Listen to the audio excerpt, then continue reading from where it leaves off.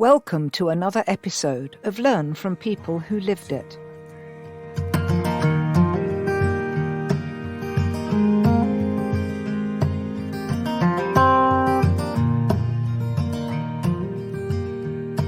All I think about these days, all I think about these days is getting at that goal that's in my heart.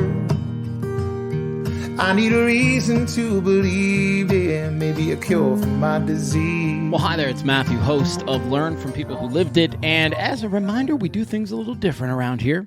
There won't be any commercials interrupting our conversation today. Instead, just give me an opportunity to talk to you about a couple of the folks who have been supporting us since day one, including ASI, an audio-visual integrator with offices in Minnesota and in Arizona. If you're the IT director or you're on the IT staff and you need to build out a collaboration system, sound masking, surveillance cameras, meeting spaces, they can handle that and so much more. This woman-owned company is online at asi-av.com. And then let me introduce you to Beth and Tim and the crew at tmgphoenix.com. tmgphoenix.com is where I go if you want to sell your home quickly and for top dollar. Multiple offers in most cases. And if sellers need to do leasebacks while they find a house, they've got options for this. And they offer white glove service that is unmatched. Connect to tmgphoenix.com by going to tmgphoenix.com.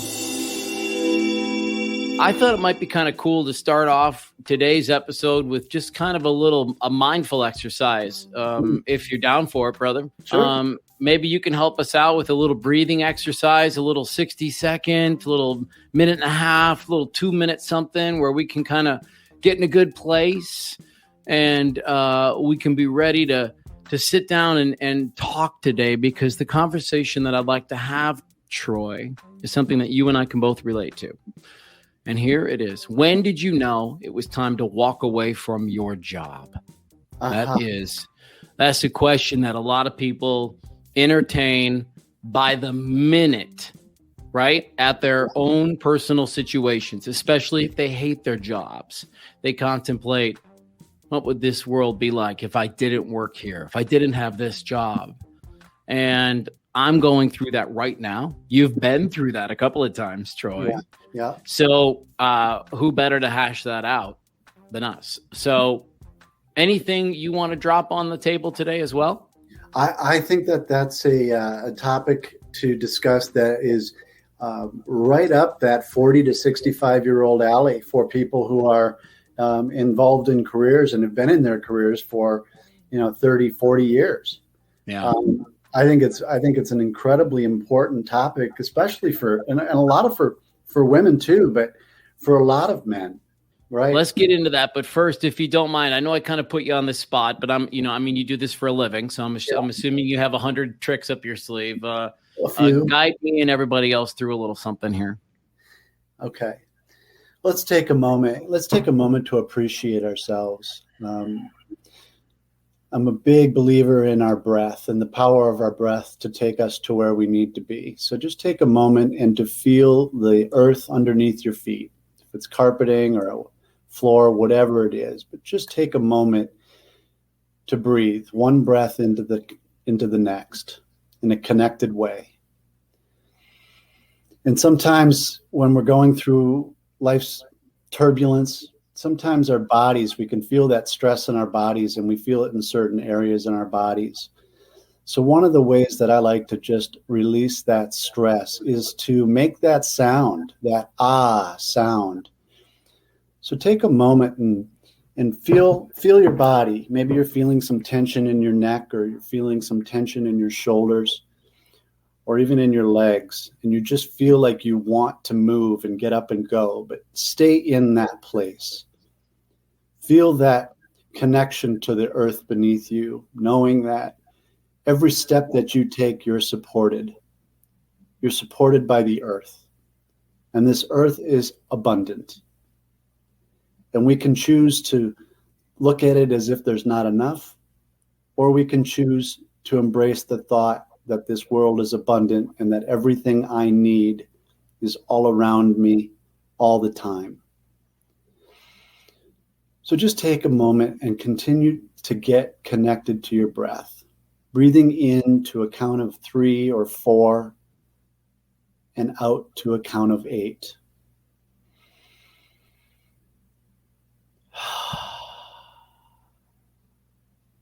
And if you're feeling that stress in your body, give yourself permission to give it an ah. Ah.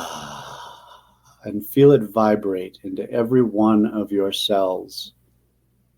And give yourself that message of appreciation for all the decisions that you had to make and for all the decisions that have taken you to this point in time, for the actions that you took, knowing that this world is a better place with you in it. Give yourself that permission to feel that connection with the power of your breath.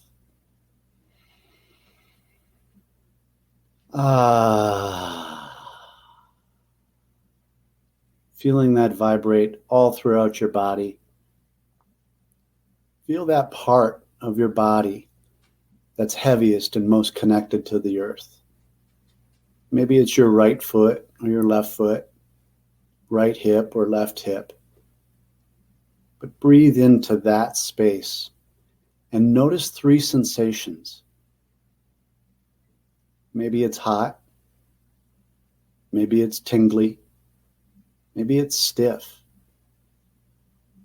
Notice 3 sensations.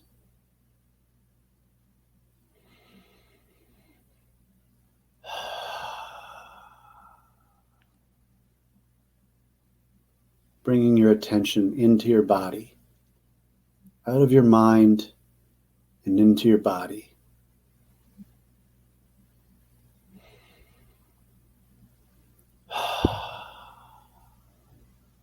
Let the world around you be as it is. Let the past be as it was. No expectations or attachments to the future. Just being here now. Everything will take care of itself. There's nothing you need to do. When you have those 3 sensations, you can gently bring yourself back into awareness with the world around you. This is a very brief 3-minute to 5-minute relaxation technique to reduce the stress in your life that can be done at a red light. Turn the noise off around you and go inside and give that validation to yourself. Maybe it's the validation that you've been working so hard from others to receive. When the truth is, we can validate ourselves and believe in ourselves and take care of ourselves and be responsible for ourselves and how we feel. And choose how we choose to see the world as abundant or scarce. And if there are things that we need to learn, to grow, to become more aware of, these are the things that it's really important that we can reach out and ask for the help. It's not a weakness to ask for help. It's a great strength to be able to ask for the help that we need. We're not blaming the world for anything. We have the power within us to change our lives. I love that mindful exercise because it really, well, a couple of things. Number one, it's a great reminder. Number two, it's a perfect segue into our topic today of when did you know it was the time to walk away from your job? Before we get into the heavy stuff, Troy, what was the first job you ever had where you either got fired or you quit? You got to dig back into the vault. Oh boy, that is digging back in the vault. When I don't know that I have. Oh, you know what? I did get fired. I got fired. I was working for Fuddruckers in Roseville, Minnesota. Yes, you And I was working 25 hours a week. I was going to school, high school at the time, and I couldn't keep up with my schoolwork. And I told my boss that I could only work 15 hours a week. And they continued to schedule me for 25 hours a week. And I told them I couldn't do it. And they kept doing it. And so finally one day I didn't show up for work. I was 16. Yeah. I didn't show up for work. And I went in my next shift that I was ready to work. And he said, "Where were you?" And I said, "Well, I was doing schoolwork." And he said, "You're fired." And I went, "Yes." Yeah. Now I'll go find a job. Freedom. Yeah. Freedom. Yeah. How about you? When was the first time you ever quit or got laid off? Well, let's see. I'm dialing back too. I walked away from a lot of jobs. My first job was at a donut shop in Florissant, Missouri, where I would go in every Saturday and Sunday, and I would clean up clean up the entire kitchen after they made pastries all morning, right? Yeah. And it paid $3.50 an hour, but I got to bring home 24 donuts every Saturday and every Sunday, so that was cool. Yeah. I quit that job because one of the tasks that I had was I had to throw away everything in these in the trash canister. Yeah. And the trash canister was in the back, and it was really hot and humid in Florissant, Missouri, and there would be swarms and swarms of bees because of what was being thrown into the dumpster, right? All the sugar, all the flour, all the things to make the donuts. Mm-hmm. And I'm not joking. It was so intense. It literally felt to me, at least my memory of it was like, if you've seen those bee movies where like one of those bee people walks into a bee pen and they're just like, that's how crazy it was to me. Yeah. And so most of the time you would fill up the garbage bag only halfway so that you could stand like 10 feet away and you could sort of hurtle it into the trash can. So you didn't have to get close. Yeah. And then every now and again that damn bag would break and you would have to get out the shovel and you would have to go and sweep it all up with the bees just buzzing around you. And I remember one time going out there and it was just, the swarm was so bad that I walked back into the thing and I was like, I don't think I can do this anymore, man. I'm really scared of the bees and and I don't know what happened because I don't remember, but I didn't work there for very much longer after that. But yeah, I will tell you the first time that I was ever fired from a job was when I worked in radio. Yeah, right. I'd been fairly lucky my whole life to kind of be, walking away from some of the more meaningless jobs that you have on the way up on my own. But the first time I ever got fired was back in 1996 or 7. What year was it? Jeez, man.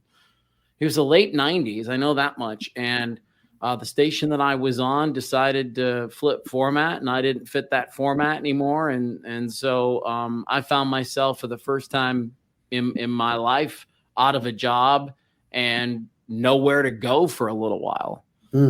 And I was young and I was single, so it didn't sting as bad as it did the other times when I would get let go because of, format flips and crap. Yeah. Yeah. But for today's purposes, let's jump in. Let's go, man. When do you know it's time to quit a job? Because I'm going through it right now, man. I have tendered my letter of resignation, if you will, and I'm going through the process right now, Troy, where, all of the folks that help me out with my deals are working with the company that I work on to part ways. And there's a humongous part of my life that I'm getting ready to hang up and to set down. And I don't think I'll set down the skill set, but I'll set down the way I'm using the tools, if that makes sense to people. And I fought this decision a couple of times, and I don't think I'm unique. I think that I knew a couple of times that this probably wouldn't be a forever job for me. I think I thought it would be maybe for the first 15 or 20 years. Yeah. But over the last 8 or 9, I've become a lot more realistic about, what the future is going to look like. And so I'll speak on mine, but I want to defer to you first. Troy, when did you know it was time to walk away from your job? And I'm talking about your big boy job now, like the one, the one that put the house and the kids and all the things. Yeah. Yeah. My decision when I finally left and sold my company, made the decision to sell the company. I'd had a 30-year career, Matthew. I worked in grain elevators throughout Minnesota, starting in the pits. I shoveled corn for 7 years while I was going through college. And out of college, I wound up going to work in becoming a grain trader. And I moved down to Arizona and became a grain trader. And it was there that I had this realization that I wanted to transition into the organic food industry. So I did. And I worked in the organic industry for in the conventional and the organic industry for about 20 years. Finally owning my own company, running it for 8 years. And when I was 40, I had an aortic dissection and aneurysm. So what does that mean for people that are like me and have no idea what you just said? So I had emergency open heart surgery. I came within a whisker of dying.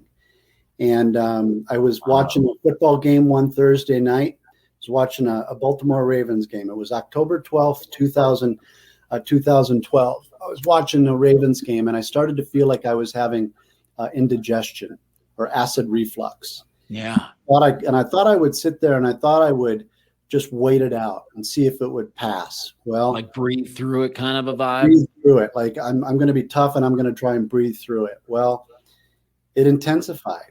And I decided at that point, as it was intensifying, that I was going to walk up. And I was going to walk up and let my wife know what was going on. And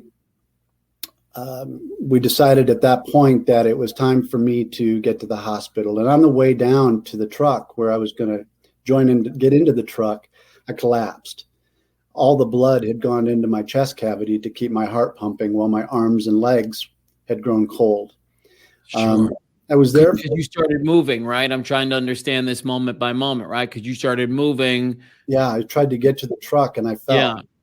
And so I finally got to the hospital, and it took the hospital about a half an hour after a few tests to realize what I was having was an aortic dissection, which means that our aortas are comprised of 3 layers.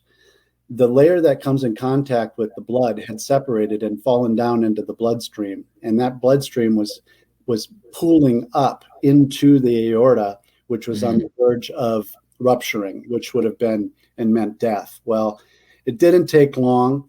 They realized it, and the telltale sign of an aortic dissection is that I had an extreme pain in between my shoulder blades. Normally in a heart attack, we have that issue with our left arm. We have a numbness, a tingling, and that severe chest pain. My pain was not only there, but it was also in the middle of my shoulder blades. So helicopter down to the University of Minnesota. I had a Dr. Ward, who was the chief of surgery. I wrote my letter. He gave me a clipboard and asked me if I'd like to write my goodbyes to my kids and my wife. And I did. I wrote my goodbye. Wait, you're going way too fast. Okay. Yeah, I mean, you're like in a movie. You're like, I'm in a helicopter. I'm in the bed that I'm writing. Okay, hold on. You're in a helicopter. You're lucid in the helicopter, I guess. I'm lucid. I'm pretty sedated. Okay. But I'm lucid. But I'm not feeling the pain at this point. I'm pretty well. Taken care of there. I'm pretty well medicated. So then you get into the room where I can only assume there's some more tests, some more meetings, some things, and then Dr. Ward walks and he hands you a clipboard, and so you're at a place where you could put pen to paper and be clear enough to write thoughts down while this is all transpiring. Yeah, I had said my goodbyes. I wrote my goodbye to my kids. Told them how much I loved them, how much I loved them. And at that point in time, my kids had rushed through run through the hospital. It was about 3 a.m. And they rushed in and ran up to my bed, to my, the gurney. And we said a prayer together, told them how much I loved them. The doctor said, we really don't have time to wait. We need to move now, and brought me in for surgery. So after that, I survived, obviously. And I was back home in 3 days, had a Gore-Tex sleeve wrapped around my aorta. And I was home for 3 days, and I felt like I needed to get back to work. I needed to go back to work and to keep working, which I was back working within about a month. I was back working, and the recovery process that physically was taken care of. I was recovering physically, and thankfully I was able to work from home. I did own the company, so I was working from my home, and I was really in a bad place mentally. I was really in a bad place emotionally. The recovery process physically the body is amazing in how it can heal itself. Mentally and physically, or mentally and emotionally and spiritually, it's really the work that I needed to do to get through that. So the healing process really began after that. Even though I was having a difficult time processing what had just happened, what meaning did I make of that event? What meaning in our hearts? What meaning about my heart did I make about that event? Well, I became very depressed. And I became anxious as well about my life. I was scared to death of change. I had no idea what this meant for my life. I was now taking medication. I was not healthy. And at the same time, I had achieved everything that I had wanted business-wise. I'd made my money. I was the CEO, so my identity was wrapped up into the title. I was wrapped up into all these ideas, these thoughts, how I was being treated, all of this. And I put my feet up on my desk. I looked out my office window and I asked myself if this was all that there was in life. I'd achieved it. I had the kids. My kids were going to soon be leaving for college, and I would be an empty nester. I was with a wife that was, it was not a healthy relationship. And I was working at a job that I'd done what I'd needed to do. I felt like I had fulfilled my purpose. I did that for about 6 months until I experienced a pulmonary embolism, or a blood clot in my lung, that also nearly took my life. So I still wasn't getting it. I had stopped moving in my life. I had stopped shedding the process, shedding those identities and those feelings. After that, Matthew, I went through 5 years of more life-threatening illnesses. Really? And I did. Wait, yep. Okay, we have to pause, because now you're older, you're wiser, your higher power looks back. What were you not getting? What were you stuck on? I was scared to death of change. I had thought my life was about that. This was what there was. I had issues with my neck. Our bodies are so amazing in that they can give us symptoms. Of course. So that if we're truly willing to listen to what these symptoms are teaching us, they can help guide us into the direction. Amen. But I was so fearful about whether or not I was lovable, whether or not I was worth letting go of all this and what was next, this great unknown, how is the world going to react to me if I let go of what I'm doing? What will I do? Yeah. I had no idea. I'd always wanted to work with people. I'd always wanted to help people. I had no real clue about what direction that looked like, or what it really looked like. So the how is, I've come to learn, right? You had no idea about the how. Yeah. So for me, it had a lot to do with life and death. I was not fulfilled in the work I was doing any longer. I was not happy. I was not fulfilled. I was not in alignment. I was not feeling content and purpose driven and fulfilled in the work I was doing anymore. Yeah. It had passed. And I realized that it wasn't going to be just about the money. I was making all the money I wanted, and I was spending all the time buying all the things that I wanted. Yeah, right. It wasn't satisfying me. None of it was satisfying me. I was just living a real hollow, shallow life where I was actually going to bed every night and really living in quiet desperation. Yeah.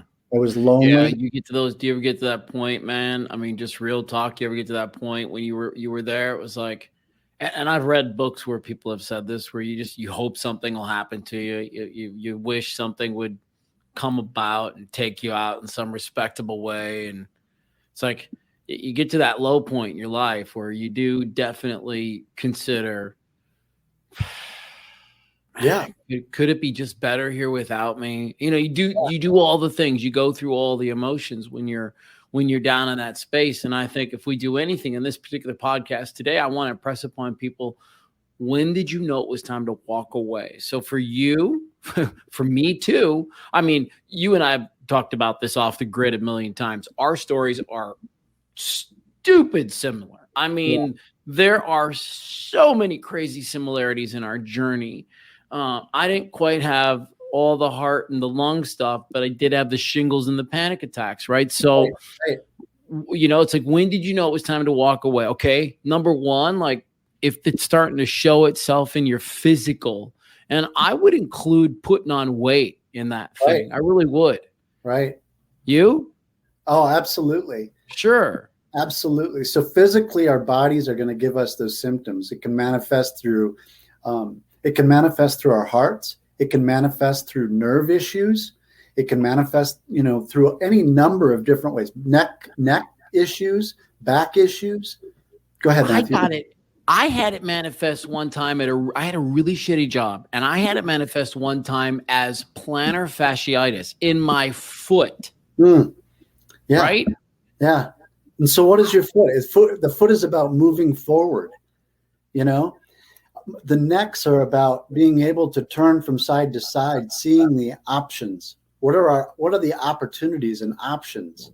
Our hearts are about, our love for ourself, and about passion and about fulfillment. It's about that spark within you that keeps your life moving forward.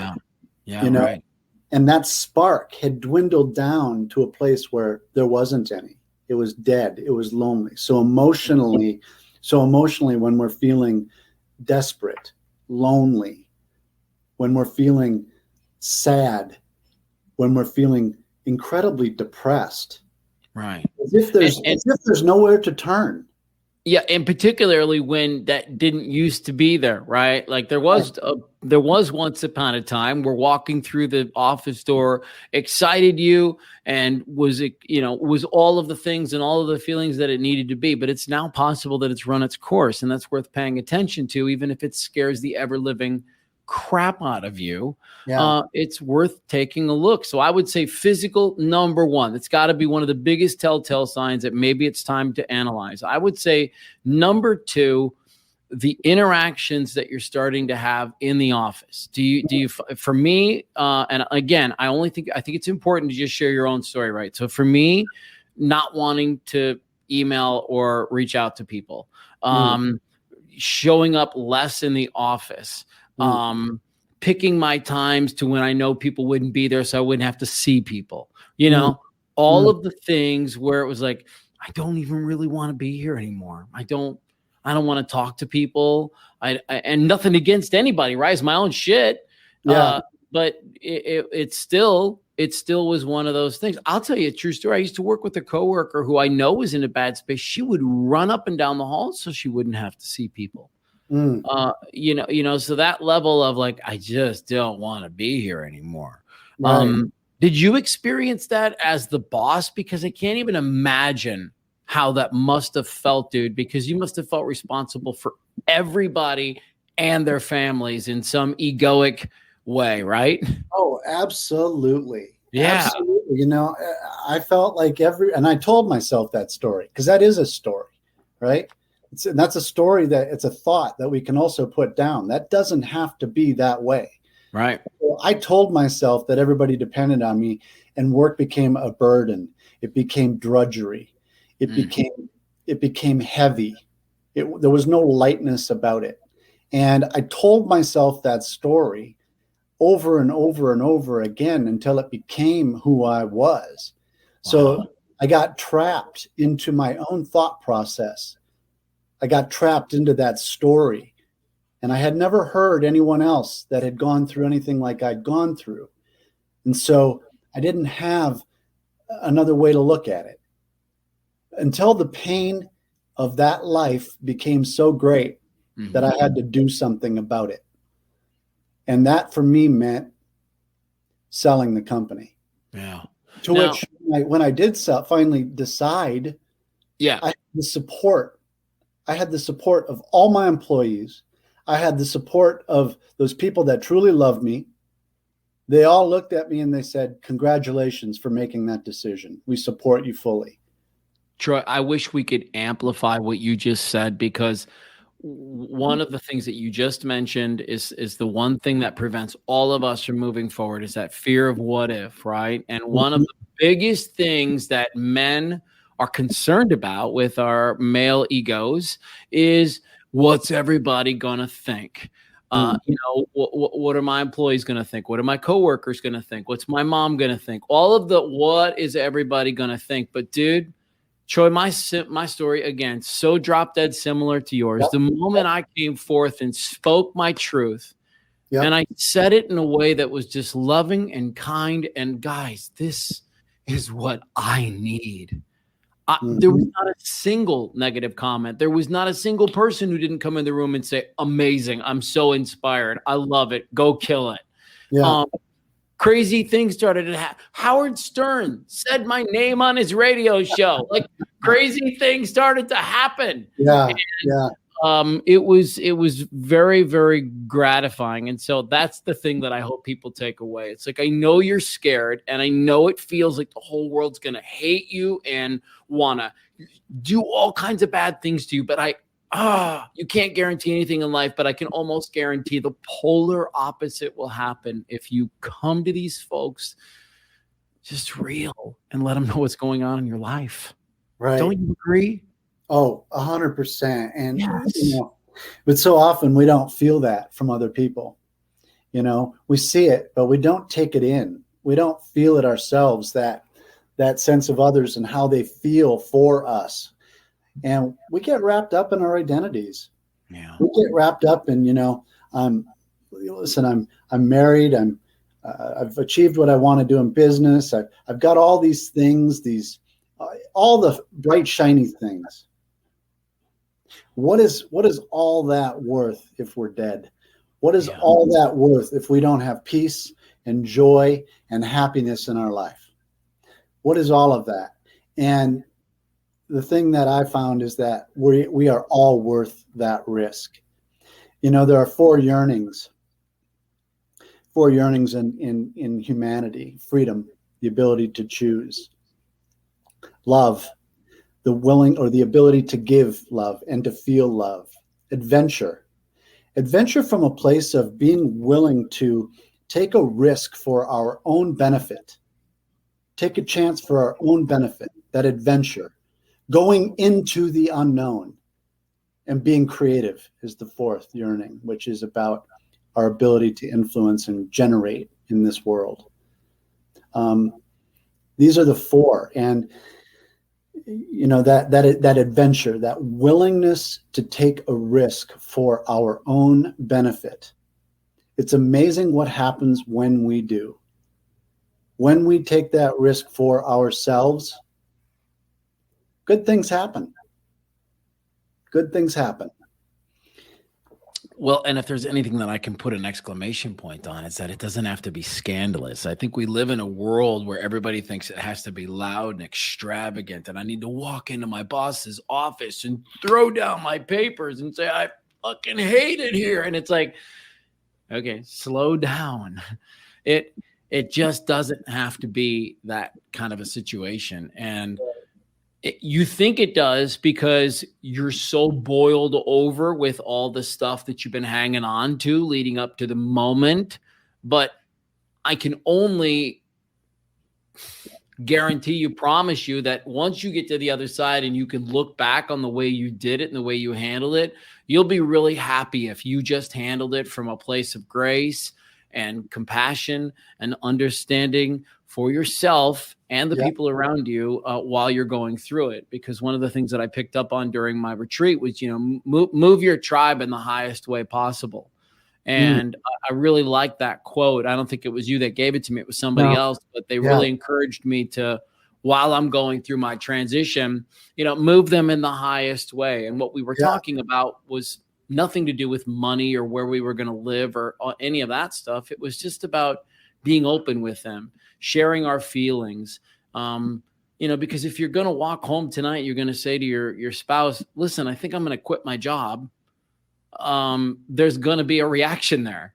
Right. And there's going to be some folks who go, wait, what? Yeah. So let's go to that. When you announced that you were going to make that noise and you said, okay, I'm quitting. Yeah. What did the people around you say initially? Well, there was a lot of fear initially. It was, within my own immediate family. It was about, well, where are we going to make the money? Where are we going to get our money? Well, we were going to sell the company. So that was going to provide enough money. But, I was never one where I was looking at it and going, I'm going to retire and then go to the golf course. Right. I was looking at it and going, I'm going to retire. I'm going to redirect my life to do something that I feel more in alignment with. So I had a plan. After I finally made that decision, I had a plan about how I was going to execute that plan to get and to become now what I'm doing. So it was a lot about, not demanding or telling them in a really commanding kind of way. It was a way where I wanted to work with my family to bring them along with me for this journey that I was on. I was the sole breadwinner in their family.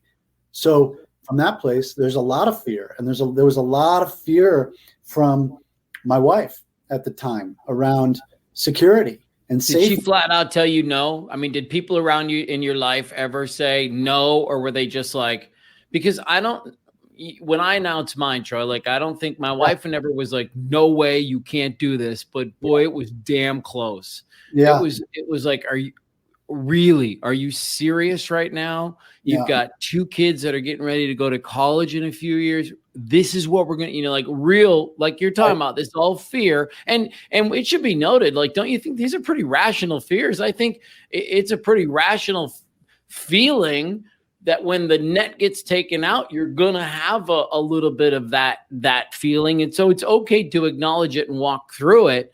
But ultimately, that's what you have to do is really walk right through it. Exactly. And, it was unimportant to me, all the money we had. And she was, having and living the life that she had and could do whatever she wanted to do. So it was more of an inconvenience for her around her life when what the decision came to for me was life and death. So for me, it was, I was willing, and in fact, I finally did have to let go of that relationship, but it was about life and death for me. It was no longer, so if she wanted to go on her way, how I looked at it was, that's her choice. For me, for me, I needed to make this decision for me. Now, if I wasn't going to ostracize or push away other people in that process, I wanted to bring them along with me. But there were certain things that were no longer congruent with the type of lifestyle that I wanted to live. Yes. I really didn't care about, I didn't care about the shiny new cars. I didn't care about the big home. I didn't care about the neighborhood that and the image that we had to present to everyone. I didn't care about that image. What became more important was my inner life, how I felt about myself. and that I was doing things and responsible for my life. And I was doing those things that I felt happy doing. Yeah. Because you can only stay busy for so long, man. And, it's the thing I keep telling everybody. You don't really have a plan because what you're doing only works until it doesn't. Right. And you find yourself in a place. Well, listen, I think be smart. You know right here, right now, that the career you have isn't serving you or it is serving you. You know right now if you really like the people you go to work with every day or you don't. And my advice, and maybe Troy can echo this, is to just honor your feelings and just to be honest with yourself. And even if it's like me and it's a 27-year career that you're getting ready to walk away from, or in Troy's case, a 30-year career that you're getting ready to walk away from, there's a way to do it with grace that will serve everybody around you. Yeah. Yeah. And I think if you're not clear, look outside yourself for help. Find the person that has made that transition in their life and reach out for help. Not that they're going to provide you with the solution, but they may provide you with a perspective. That is, I think, one of the most important things that we can do as men is to stop thinking of ourselves as these solo creatures that are out there to control and dominate our worlds. We are men to work together, to listen, and to learn from one another and the wisdom that we've each gained. Because if I had learned that wisdom, I would hope I wouldn't have gone through what I went through. Yeah. I would hope that. I would hope that I would have been smart enough to listen and to follow someone else's wisdom and their guidance. I did not. I didn't have that. So from my standpoint, if I had reached out, which I should have done, thinking instead I was this great solo figure, I would have been much better off. So reach out for help. Thank you for listening to Learn from People Who Lived It. A reminder again that ASI, or Advanced Systems Integration, designs and installs cutting-edge audio and visual equipment. This woman-owned small business is big enough to find an AV solution for your next boardroom, classroom, council chambers, or courtroom. Bring in ASI and 2 decades of AV experience. Visit ASI-AV.com to see their gallery of work. She bit my heart, she didn't break it. Well, she took a big bite, said it tastes like bacon. Lips like Presley, moves like Elvis. You forget about your heart when she shakes her pelvis. Yeah. Oh, we got nights to dream and wings to fly. Still young, but not tonight. I wouldn't have it any other way. We got gravy boats and mortgage payments. It's been so long since I've seen the rain.